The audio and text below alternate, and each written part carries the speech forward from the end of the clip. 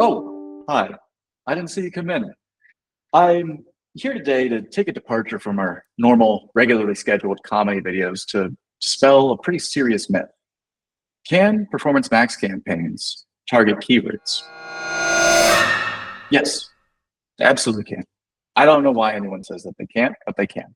There's also other ways for organic and paid to work together and develop synergies, and I'll talk about those a little bit too. But can I target keywords, not just search terms, not just themes? Yes, you can absolutely target keywords. That's an option. And what better way to demonstrate this than by walking you through it? So I'm in Google Ads. I'm going to head into this PMax campaign. Now, obviously, it's not a PMax campaign because I named it PMax. What makes it a PMax campaign is that its type is a performance max campaign. Then we're going to head over to signals. This is where you'll find themes. Themes are not keywords, and I'm not going to talk about them. So we're just going to hide those for now. Down here, you'll find audience signals. Now, this is pretty cool. This, especially if you have GA4, you can connect your Google Analytics to your Google Ads and develop different audience segments. What's neat about that is that if you have a number of pages that are high converting, high revenue driving, you could save that audience. And then the organic team could look at those pages, see what they're ranking for, see what the competitor landscape is, and try and replicate that success on low performing pages. Now, that's one of the ways that organic would benefit from paid learnings, but it also works in the other way around. See, a lot of times with paid channels, budgets are pretty well optimized. And when there comes an opportunity to maybe test something, you don't necessarily know if it's going to work or not, which is fine. That's what a test is for. What the organic team can do, because they should be doing this anyway, is identifying what sort of topics or categories are currently not being targeted in your paid campaign. They know what competitors are out there to beat, and then they can actually lob those over to the paid team, be like, experiment with this. These appear to be high transactional, high performing competitor pages.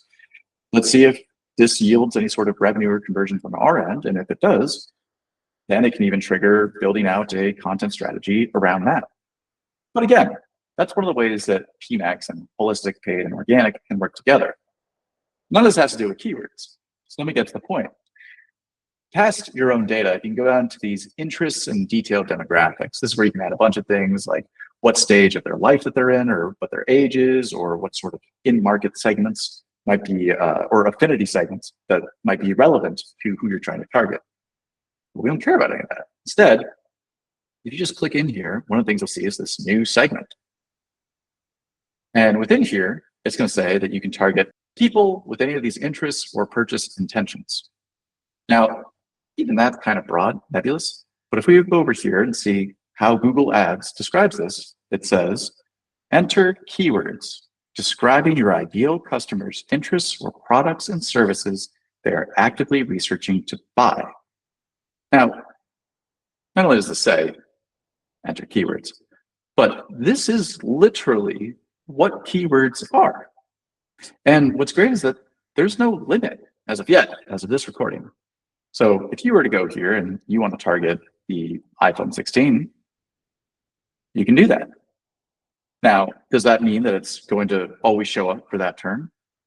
Maybe, maybe not. But what you can do, because organic teams should be doing this anyway, is know what all those variations are. So for sake of argument, let's just call this iPhone 16 keywords.